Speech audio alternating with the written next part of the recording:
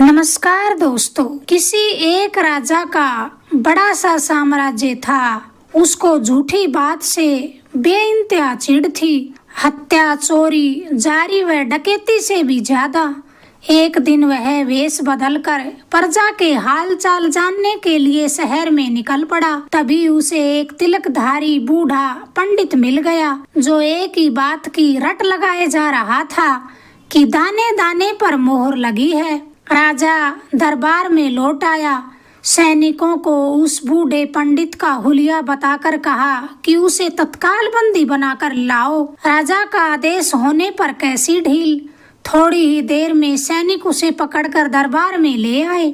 दीवान की बजाय स्वयं राजा ने उसे डांटते हुए गुस्से से कहा, मेरे राज्य के नियम कायदों का पता नहीं कि झूठ बोलने पर सबसे बड़ी सजा मिलती है। राजा आगे और भी कुछ कहना चाहता था। इसी बीच पंडित ने बेसब्री से कहा, सब जानते हुए भी मैं अपनी बात से सपने में भी नहीं मुकरूंगा कि दाने दाने पर मोहर लगी है। मेरी बात झूठी हो तो मैं सूली पर चढ़ने को तैयार हूँ। इस बार राजा अपना धैर्य बुरी तरह खो गया।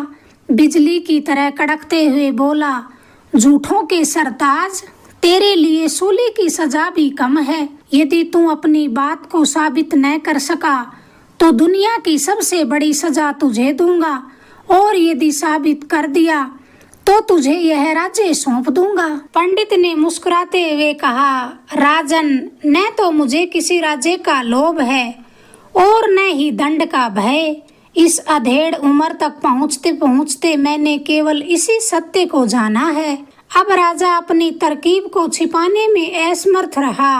मुट्ठी खोलकर हाथ आगे बढ़ाया और पूछा, बता, इस दाने पर किस नाम की मोहर लगी हुई है? पंडित जैसे इसी बात की प्रतीक्षा कर रहा था। राजा की हथेली से जवार का दाना लेकर अपनी दाहिनी हथेली पर रखकर उसे आंखें फाड़कर देखने लगा, मानो उस पर लिखी कोई अदृष्ट लिपि पढ़ रहा हो। हथेली को और ऊपर उठाकर देखने लगा, फिर सहसा मुंह ऊंचा करके बोला, इस जवार के दाने पर काबा के एक मुर्गे की मोहर लगी हुई है। राजा के गुस्से को जैसे पलीता लग गया हो। उबलती वाणी में बोला, मुझे बेवकूफ समझ रखा है? इस दाने पर काबा के मुर्गे की मोहर कैसे लग सकती है? ये तो बिल्कुल असंभव सी बात है। मैं भी तो पढ़ूं, जरा यह मोहर कहाँ लगाई हुई है। राजा ने पंडित के हाथ से वह दाना लिया और उस दाने को देखने की चेष्टा करने लगा, पर उसे कुछ नजर न आया। तब पंडित ने मुस्कुराते हुए कहा, यह विद्या आप नहीं जानते। सारे विश्व में मेरे सिवा इस लिपि को कोई नहीं पढ़ सकता। राजा बोला, फिर चालाकी। फिर उसने सैनिकों को आदेश दिया कि जब तक यह बात साबित न हो जाए तब तक पंडित को तहखाने में डाल दो। यह आदेश देकर उसने एक बार फिर हथेली को नाक के पास ले जाकर देखा। तनिक जोर से सांस खींचा तो जवार का दाना नाक में चढ़कर कहीं ऊपर जाकर ऐसा अटका कि छींकने पर भी वापस नहीं निकला। राजा चिंतित मुद्रा में हीरे मोती जड़े रंग महल में चला गया और उधर पंडित सैनिकों के साथ तहखाने में पहुंच गया। सवेरे राजा उठा तो उसका बेहाल था। माथे में असह्य दर्द ऐसा शुरू हुआ कि वह छटपटाने लगा। वैद हकीम आए पर कुछ निदान न कर सके। एक बुजुर्ग हकीम ने नब्ज देखकर कहा, हुजूर माफ करें, इस देश में तो आपके सिर दर्द का कोई पता नहीं लगा सकता। सिर्फ काबा में एक पहुंचे हुए हकीम हैं, बस वे ही कुछ बता सकें तो गनीमत समझो। यहाँ किसी दवा से यह दर्द ठीक नहीं होगा। फिर कैसी ढील। काबा की दिशा में राजा की नौकाएं चल पड़ी। रानी और बड़ा राजकुमार भी उसके साथ गए। समुद्र की लहरों पर झूलती हुई नौका पालने के समान काबा पहुंच गई। शाही महल में शान के साथ राजा को ठहराया गया। सबसे बड़े हकीम ने नब्ज देखकर कहा, हुजूर चलो बाहर चौक में चलना पड़ेगा। राजा का तो मरने जैसा हाल था। रानी और राजकुमार उसे बाहर चौक में ले आए। हकीम ने गौर से आंखें, ललाट, कान और माथा देखा। जाने क्या सोचकर हकीम ने राजा की गर्दन के पीछे जोर से मुक्का मारा और संयोग का करिश्मा ऐसा हुआ कि राजा के नाक से जवार का वह दाना नीचे आन गिरा।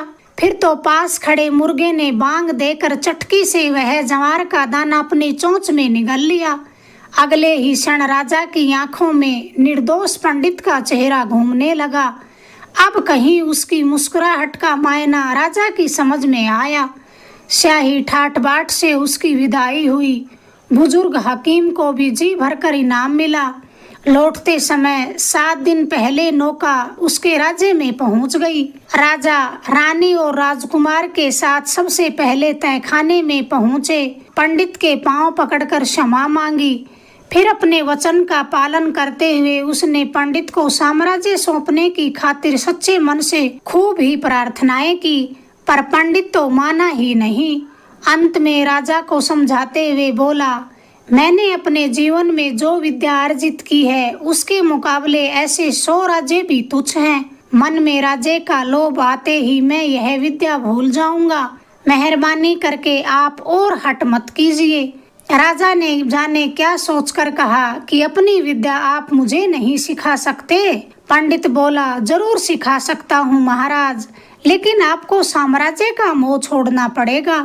राजा ने अधीर स्वर में कहा, मैं छोड़ने को तैयार हूँ।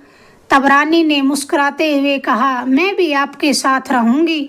आपके अलावा मेरी इस राजमहल में कोई जगह नहीं। उसके बाद बड़े राजकुमार को चक्रवर्ती साम्राज्य सौंपकर राजा रानी प्रमुदित होकर बूढ़े पंडित के साथ रवाना हो गए, मानो उससे भी बड़ा राज्य उनके हाथ लगा हो। हर मनुष्य का भोजन पानी पूर्व निश्चित है, जहाँ लिखा है वहीं खाएगा और पिएगा। अगर आपको ये किस्सा पसंद आया प्लीज चैनल को लाइक करें, शेयर करें, सब्सक्राइब करें। धन्यवाद दोस्तों।